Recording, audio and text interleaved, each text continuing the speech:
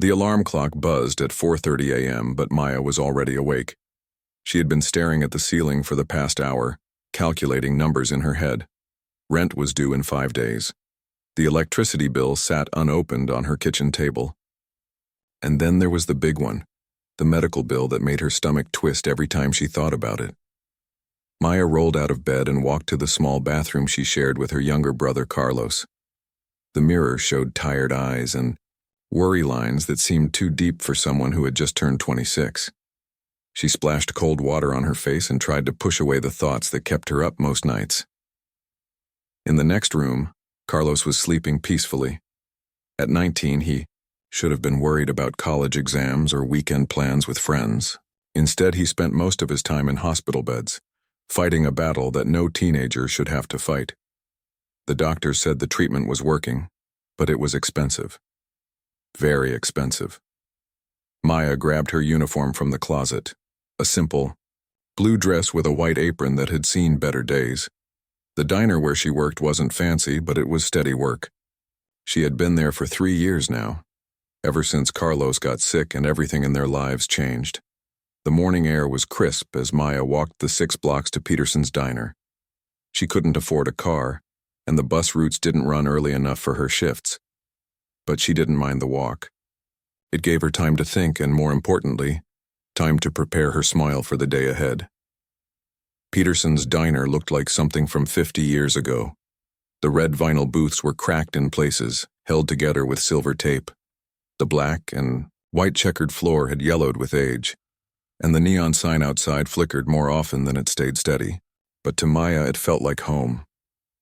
She unlocked the front door and flipped on the lights. The familiar smell of coffee and bacon grease welcomed her. Maya had a routine that never changed. First, she started the coffee machines, both the regular one and the old backup that Mr. Peterson refused to throw away. Then she checked the pie case, wiped down all the tables, and set up the register. By 6 a.m., she had everything ready for the breakfast crowd. The first customers were always the same: construction workers heading to job sites, nurses finishing overnight shifts, and elderly folks who liked to eat early and read the paper in peace. Maya knew most of their orders by heart.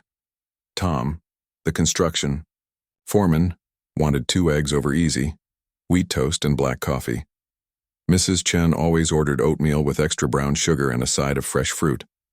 The night shift nurses from the hospital down the street shared a stack of pancakes and complained about difficult patients while downing cup after cup of coffee. "Good morning, honey," called Mrs. Chen as she settled into her usual booth by the window. "How's that brother of yours doing?" Maya's smile was genuine as she poured the coffee. "He's doing better. Thank you for asking. The doctors are hopeful about the new treatment." What Maya didn't mention was that the new treatment cost $3,000 a week, or that their insurance company had denied coverage twice, or that she had been taking on extra shifts at a second job, cleaning offices downtown until midnight just to keep up with the bills. The breakfast rush kept Maya busy until around 10 a.m. She moved between tables with practiced ease, refilling coffee cups, taking orders, and listening to the regular customers share their daily stories. Mr. Peterson, the owner, often said that Maya had a gift for making people feel comfortable. She remembered personal details about customers' lives and always asked about their families, their jobs, their worries. During quiet moments between customers, Maya's mind wandered to the conversation she'd had with Carlos the night before.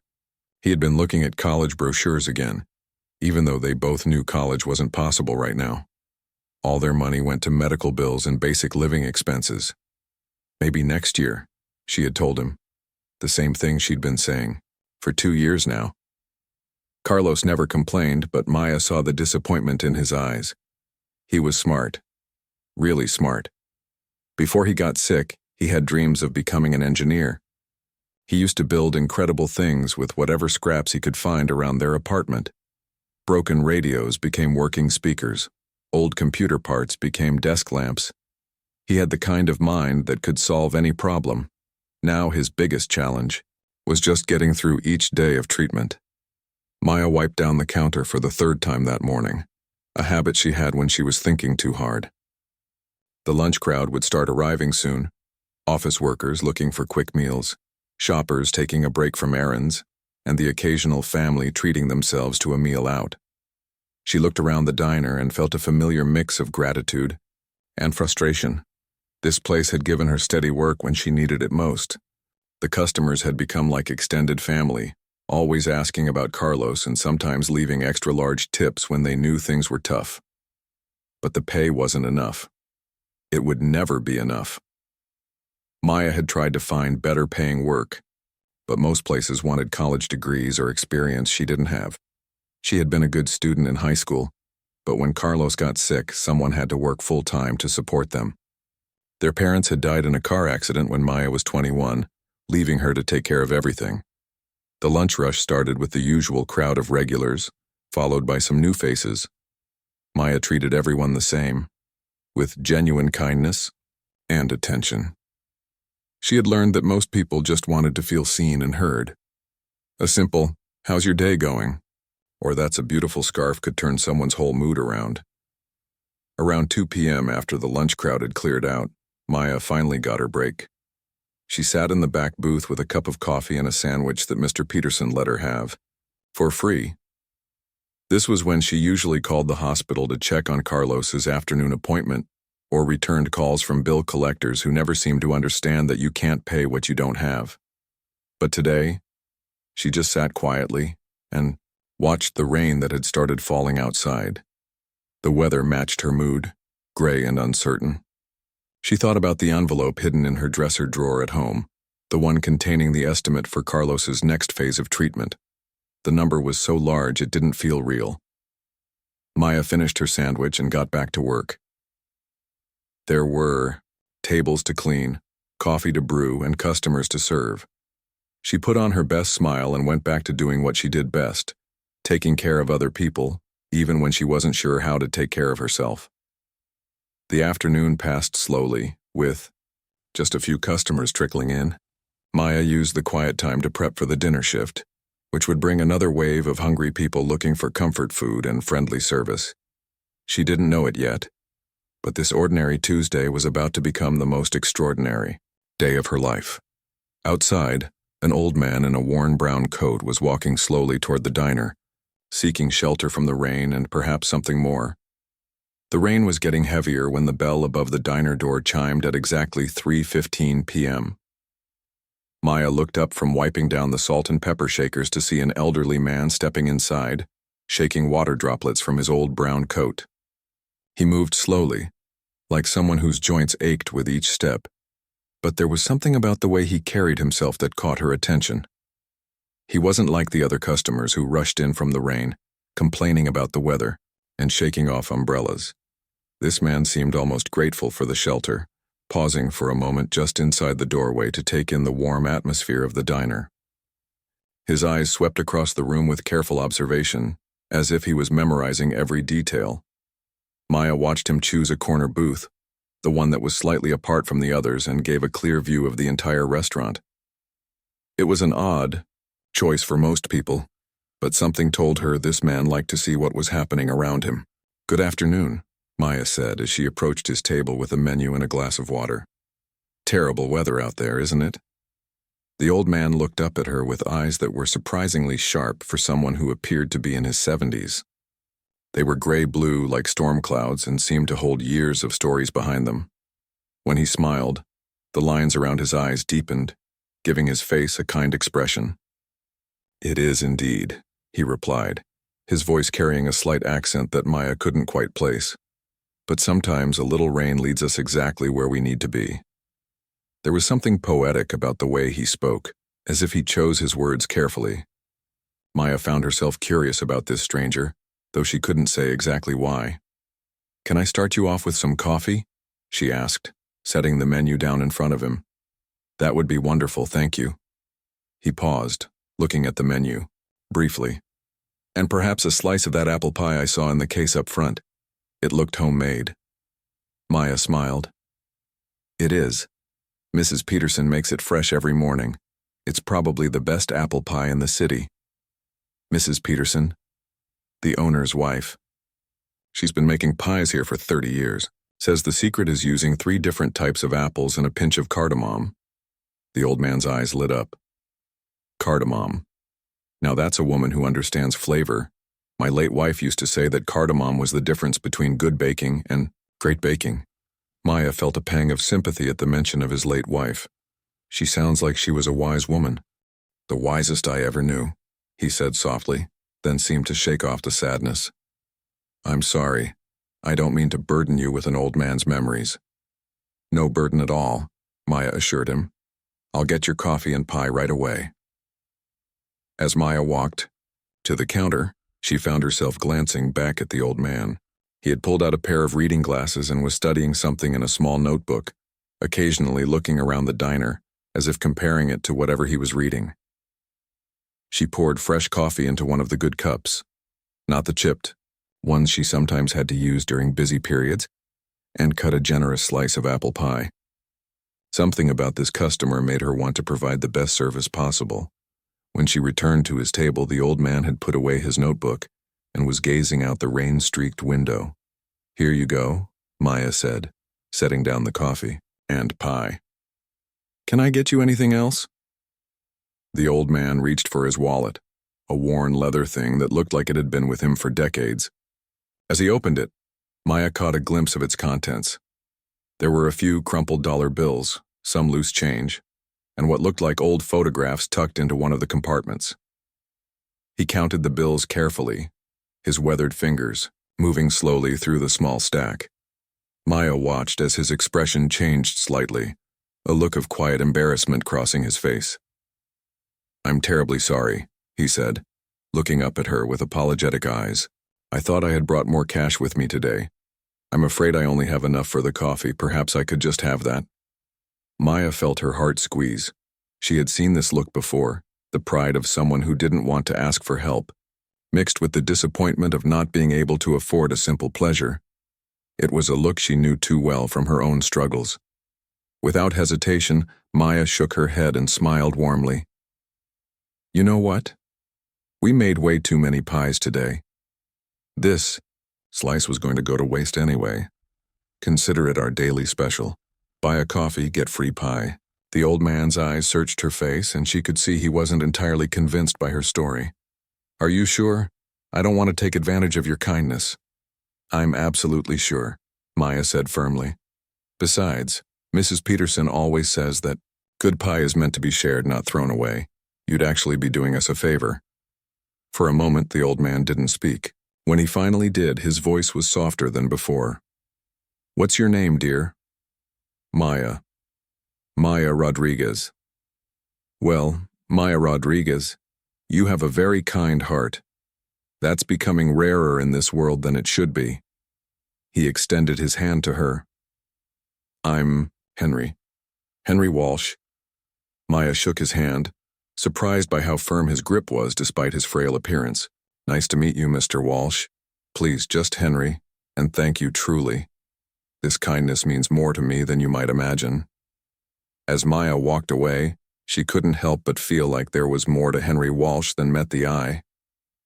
The way he observed, everything, the careful way he spoke, even the way he sat. It all suggested someone who was used to being in control, despite his current circumstances. She went about her other tasks, refilling coffee for the few remaining afternoon customers, and preparing for the dinner shift. But her attention kept drifting back to Henry, who was savoring his pie with obvious enjoyment and sipping his coffee slowly, as if he wanted to make the experience last as long as possible. About an hour later, as Maya was setting up tables for dinner, she noticed Henry preparing to leave. He stood up slowly, putting on his damp coat and wrapping his worn scarf around his neck. He left a few dollars on the table, probably most of the cash he had with him, and walked toward the door. Thank you again, Maya, he said as he passed the counter.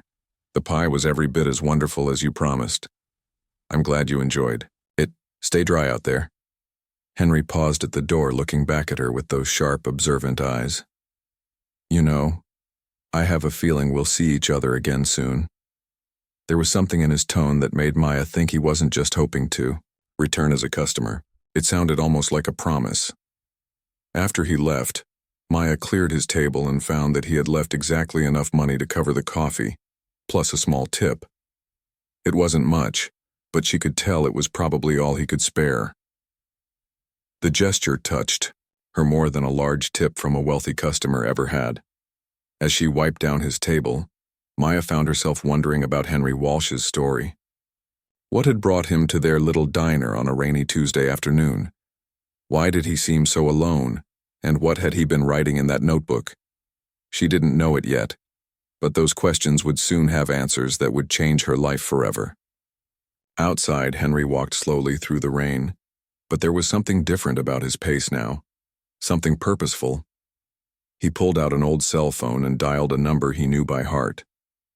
"Margaret, it's me," he said when someone answered. "I think I may have found what we've been looking for." 3 days later, Maya was restocking napkins when she saw Henry walking up to the diner entrance again. This time the sun was shining, but he moved with the same careful steps as before. She felt a genuine smile spread across her face as he chose the exact same corner booth. "Good afternoon, Henry," she called out, already reaching for the coffee pot. "Back for more of Mrs. Peterson's famous pie?" Henry settled into his seat with what looked like relief. "Actually, I was hoping you might have some of that vegetable soup I smelled yesterday. It reminded me of something my mother used to make." Maya nodded. Though she knew the soup was one of their more expensive items, she had a feeling this might be another situation where Henry's wallet wouldn't quite cover what he wanted. But she also noticed something different about him today. He seemed more relaxed, like he belonged here. "Coming right up," she said, pouring his coffee. "How do you take your soup? We have fresh bread that goes perfectly with it." "Just the soup would be wonderful," Henry replied, but Maya caught the wistful look in his eyes when she mentioned the bread. When she brought the steaming bowl to his table a few minutes later, she also carried a basket of warm bread rolls and a small dish of butter. "Let me guess," she said with a playful tone, "the kitchen made too much bread today?" Henry chuckled, a sound that seemed to surprise him. "You know, Maya, I think this might be the luckiest diner in the city. Always having extra food that needs to be shared." "We're just efficient like that," Maya replied with a wink.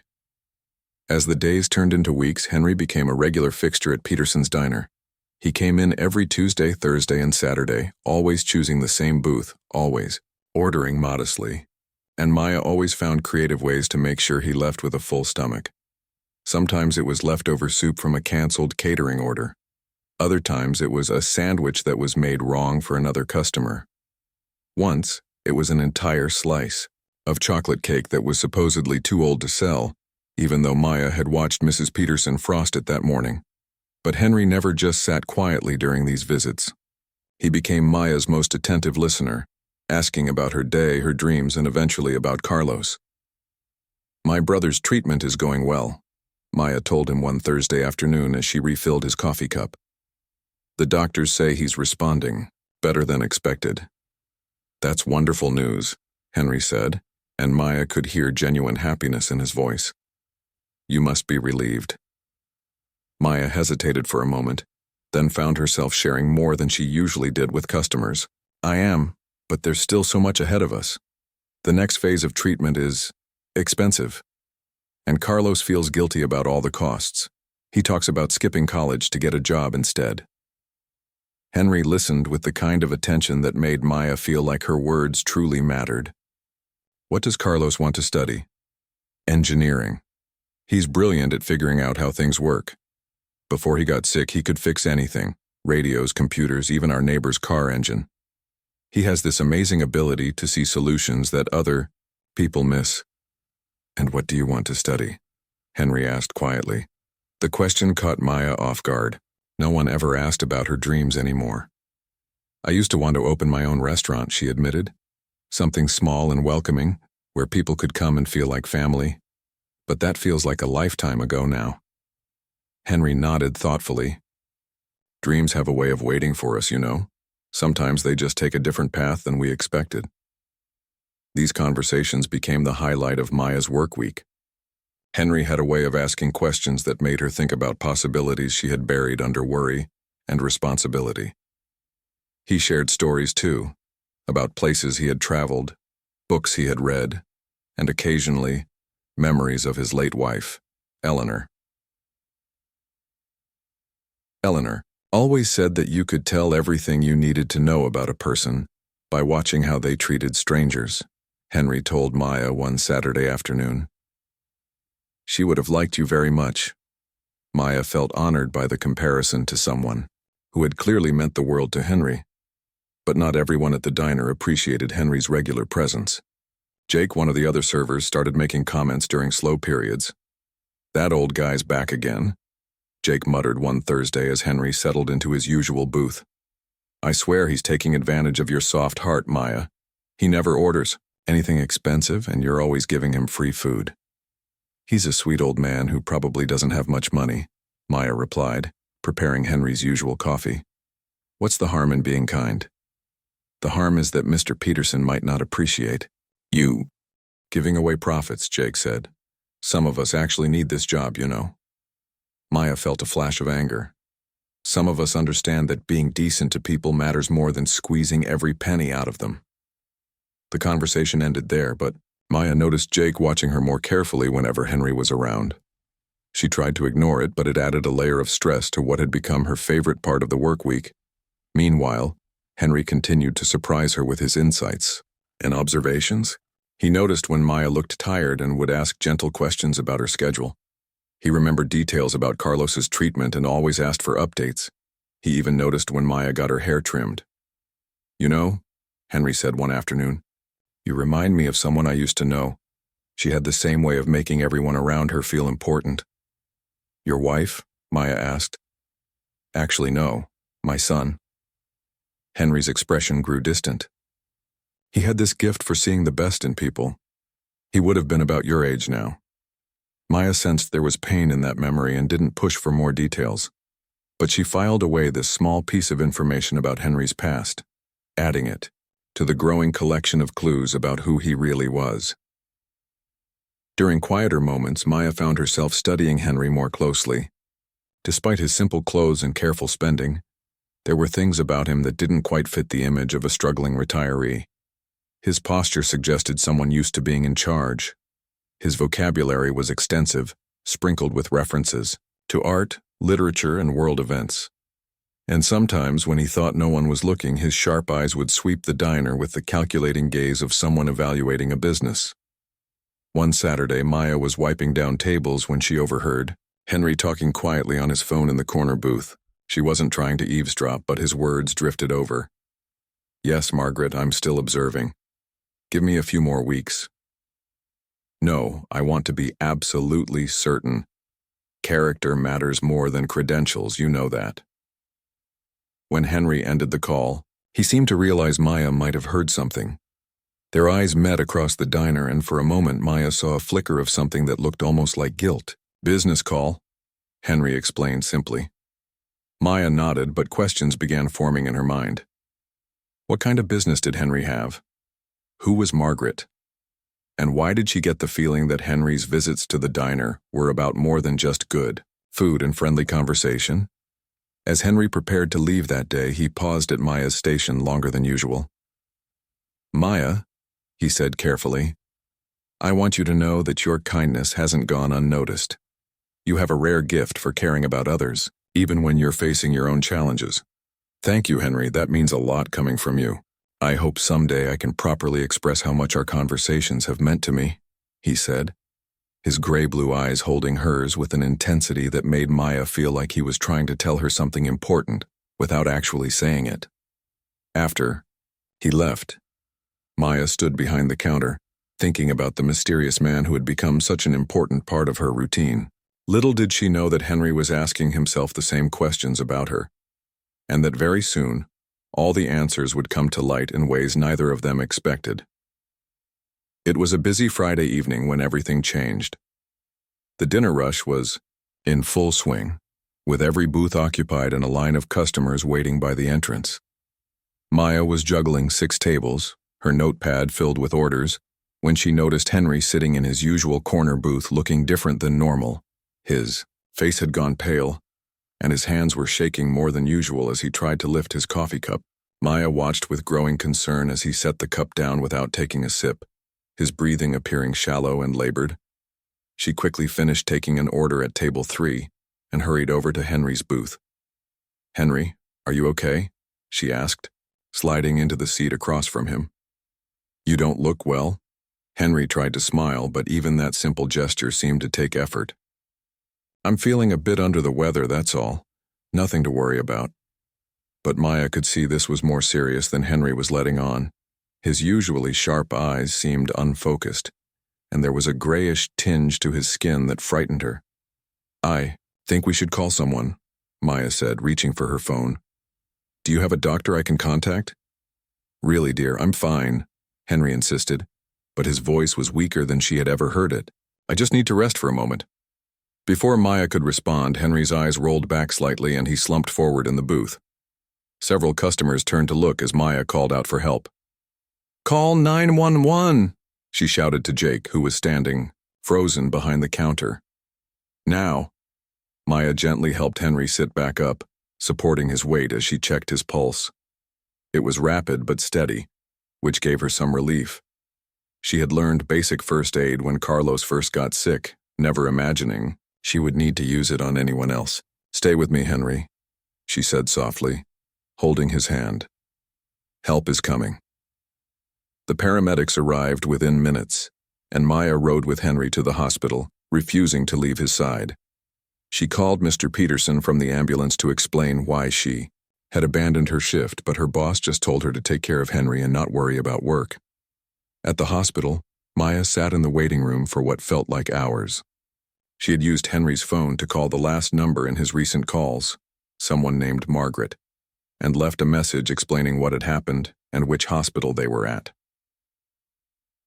Around midnight, a woman in her 50s rushed through the emergency room doors. She was well-dressed in an expensive business suit, her graying hair pulled back in a neat bun. She looked around frantically until she spotted Maya. "Excuse me," the woman said, approaching with urgent steps. "I'm looking for Henry. Walsh, I got a message that he was brought here." "Are you Margaret?" Maya asked, standing up quickly. "Yes, I am. Margaret Chen. I'm Henry's." She paused as if choosing her words carefully. "I'm his business associate. How is he?" "The doctors say he's stable now. They think it was a combination of stress and not eating properly. They want to keep him overnight for observation." Margaret's shoulders sagged with relief. "Thank goodness. And you are?" "Maya Rodriguez. I work at Peterson's Diner, where Henry comes for meals sometimes. I rode with him in the ambulance." Margaret studied Maya with intense interest, her eyes taking in everything from Maya's worn work shoes to her concerned expression. "You're Maya," she said, and there was something in her tone that suggested she already knew exactly who Maya was. "Henry has mentioned you." Before Maya could ask what that meant, a doctor approached them. "Are you here for Mr. Walsh?" the doctor asked. "He's awake now and asking for someone named Maya." Maya looked at Margaret, who nodded encouragingly. "Go ahead. I'll wait here." Henry's hospital room was small and sterile, lit by harsh fluorescent lights. But when Maya entered, his face lit up with genuine warmth. "Maya, my dear," he said, his voice still weak but much clearer than it had been at the diner. "I'm so sorry for frightening you. Thank you for staying with me." "Don't apologize," Maya said, pulling a chair close to his bed. "I'm just glad you're okay. You scared me back there." Henry reached for her hand with his own, which was now steady again. "I need to tell you something, Maya. Something I should have told you weeks ago." Before he could continue, Margaret entered the room, closing the door behind her. "Henry," Margaret said with obvious relief, "you gave us quite a scare." "Margaret, good. You're both here." Henry looked between the two women, then focused on Maya. "Maya, I haven't been entirely honest with you about who I am." Maya felt her stomach tighten. Had Jake been right? Was Henry some kind of con man who had been taking advantage of her kindness? "My full name is Henry Walsh," he continued, "and I'm the founder and owner of Walsh Industries." The name hit Maya like a physical blow. Even she, who rarely paid attention, To Business News had heard of Walsh Industries. They owned factories, office buildings, and shopping centers across the entire state. The company was worth hundreds of millions of dollars. I don't understand, Maya said quietly, looking between Henry and Margaret. If you own all that, then why were you eating at our little diner? Why did you need me to pay for your food? Henry's eyes filled with sadness. Because I was looking for something that money can't buy, Maya. I was looking for genuine human kindness. Margaret stepped forward, her expression gentle but serious. Maya, Henry lost his only son, David, in a car accident 5 years ago. Since then, he's been searching for someone to take over his company. Not just someone with business skills, but someone with the right character. I've been visiting places like your diner for months, Henry explained, pretending to be just another customer with limited means, watching how people treat someone they think can't do anything for them in return. Maya stared at him, trying to process what she was hearing. You were testing me? Not testing, Henry said quickly. Observing. I wanted to see who you really were when you thought no one important was watching. And what I saw, he continued, his voice growing stronger with emotion, was someone who gave without expecting anything in return. Someone who saw an old man who needed kindness and provided it, not because you had to, but because it was the right thing to do. Maya felt overwhelmed, confused, and somehow betrayed. So all of this, our conversations, the stories about your wife, our son, was that all fake? No, Henry said firmly. Every story I told you was true. Eleanor was real, and she would have loved you just as I said. David was real, and you do remind me of his generous spirit. The only thing I hid from you was my financial situation. Margaret opened a folder she had been carrying and pulled out several photographs. These are pictures of David, she said, showing them to Maya. Henry wasn't exaggerating about the similarities between you two. Maya looked at the photos of a young man with kind eyes and a warm smile. In one picture, he was serving food at what looked like a soup kitchen. In another, he was reading to children at a library. David believed that success meant using your advantages to lift other people up, Henry said softly. Just like you do every day at that diner. Maya's mind was racing. I still don't understand what this has to do with me. Henry and Margaret exchanged a look, and Maya could sense they had discussed this moment many times. Maya, Henry said carefully, I would like to offer you the chance to learn my business, with the eventual goal of you taking over Walsh Industries. The words seemed to hang in the air like something from a dream. Maya stared at both of them, waiting for someone to tell her this was all an elaborate joke. I know it's a lot to process, Margaret said gently, but Henry has been watching you for months, and he's convinced that you have exactly the kind of heart and judgment that David would have brought to the company. Maya stood up abruptly, feeling like the small hospital room was closing in on her. This is crazy. I'm a waitress. I don't know anything about running a business, especially not one like yours. Character can't be taught, Maya, Henry said, but business skills can be learned. I would be there to guide you every step of the way. Maya looked at the two of them, Henry lying in his hospital bed with hope in his eyes, and Margaret watching, her with the patience of someone who understood this was life-changing news. I need time to think about this, Maya said finally. This is all just, it's too much. Of course, Henry said. Take all the time you need. But Maya, I want you to know that what you've given me these past few months, treating me with dignity and kindness when you thought I was nobody special, that's worth more than any business degree or fancy resume. As Maya walked out of the hospital that night, her head spinning with everything she had learned, she had no idea that her life was about to change in ways she could never have imagined. The scared waitress who had served coffee to a lonely, old man was about to become something she never dreamed possible. Maya didn't sleep that night.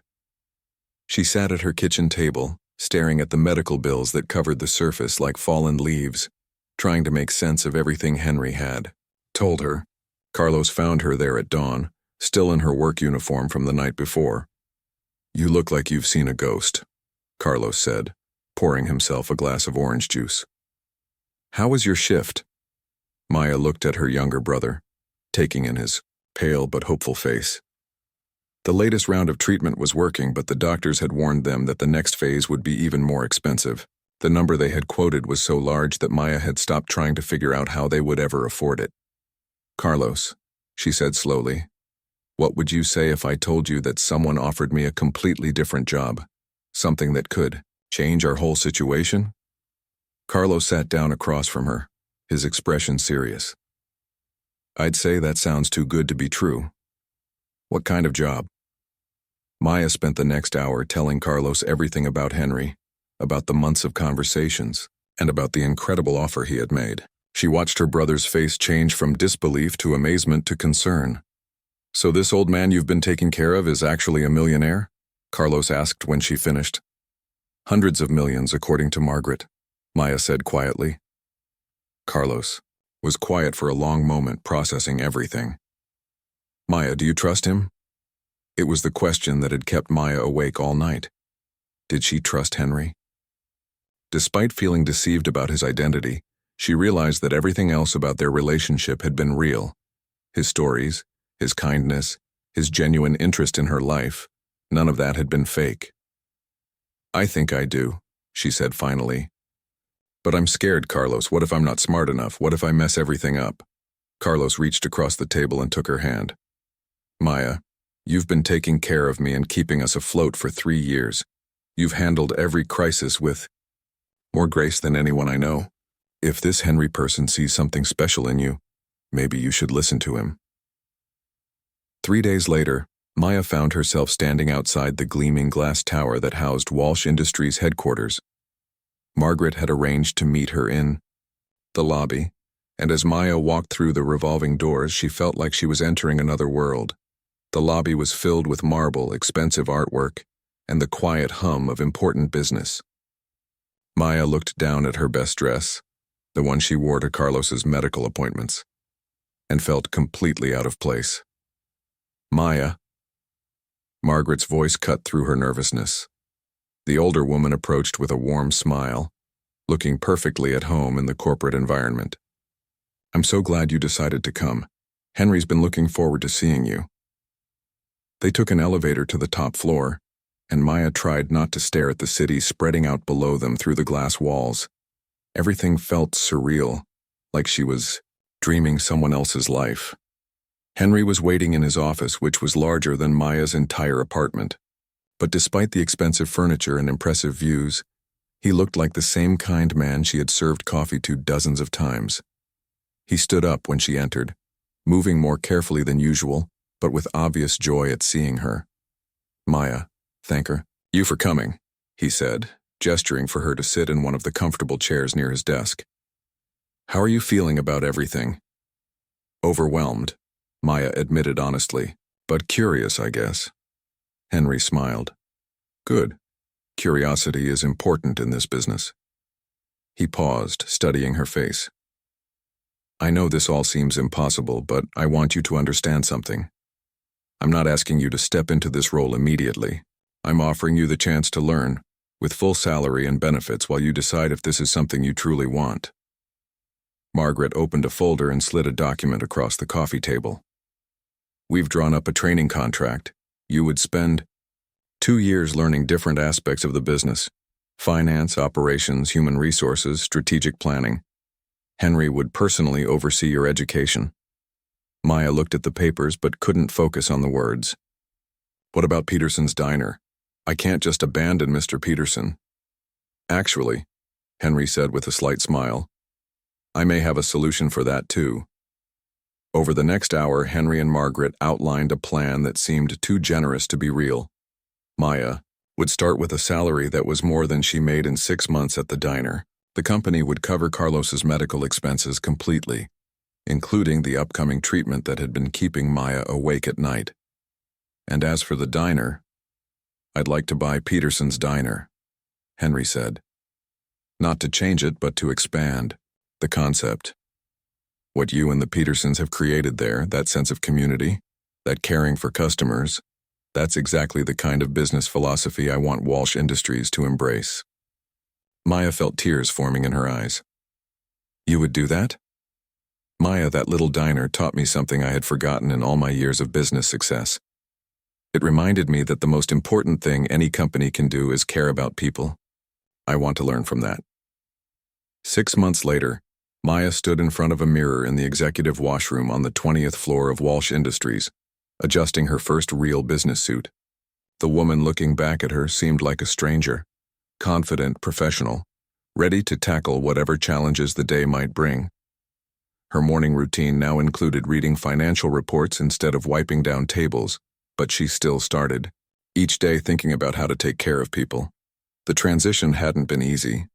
There were days when she felt completely lost in meetings about market projections and acquisition strategies.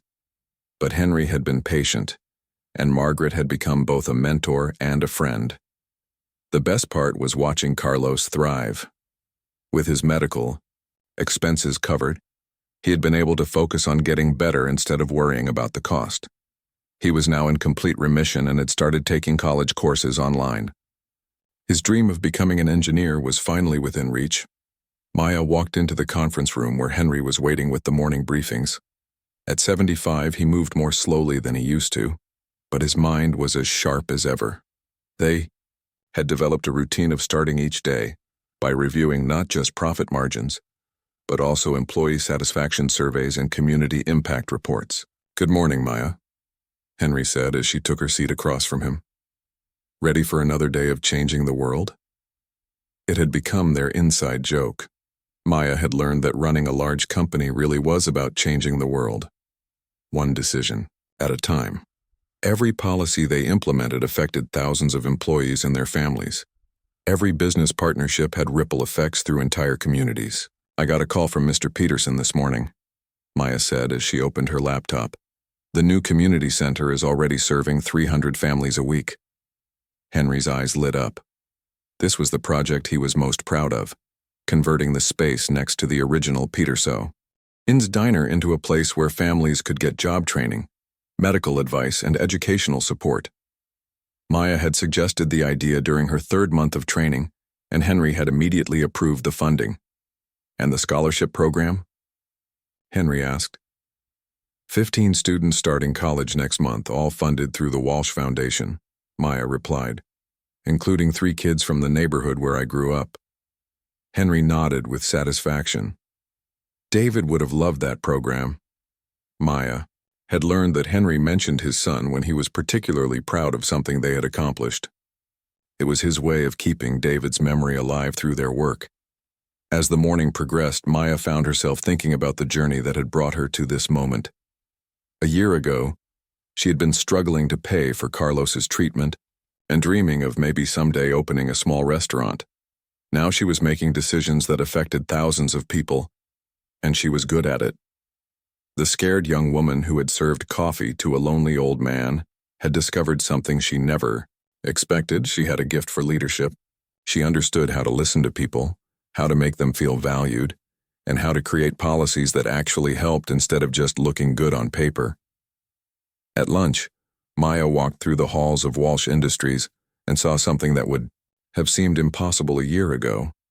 Dozens of employees who knew her by name, who brought their problems to her because they trusted her to care about finding solutions. Late that afternoon, Henry knocked on her office door. Do you have a minute? I want to show you something. He led her to his office and handed her a framed photograph she had never seen before. It showed a young man in a business suit, but he was kneeling on the floor of what looked like a warehouse, helping a small child tie her shoes while other children waited in line behind her. That's David, at a company picnic, 5 years before the accident, Henry said quietly. He insisted that we hold our corporate events at community centers instead of fancy hotels, so employees' kids would feel welcome. Maya studied the photograph, seeing again the kindness in David's eyes that Henry had talked about so many times. I think he would be proud of what we're building here, Henry continued. And I think he would have liked you very much. As Maya looked around Henry's office, at the awards on the walls, the family photos, the view of the city where thousands of Walsh Industries employees were ending their workday, and going home to families who depended on the decisions she and Henry made. She felt a deep sense of purpose she had never experienced before. The scared waitress who had worried about paying rent was gone, replaced by a woman who understood that true success meant using your advantages to lift other people up, just like Carlos was now lifting up other young people interested in engineering through the mentorship program he had started. Just like Henry had lifted her up with an act of faith that changed everything. Maya smiled as she remembered Henry's words from that first day in the hospital. Dreams have a way of waiting for us. Sometimes they just take a different path than we expected. Her dream of opening a restaurant had evolved into something bigger, creating a company culture where caring for people wasn't just good business, it was the whole point of being in business at all. As she prepared to leave work that evening, Maya realized that the most important lesson she had learned wasn't about finance or strategy or management. It was something much simpler, that kindness is never wasted, and that sometimes a single cup of coffee shared with compassion can change not just one life, but hundreds of lives for generations to come.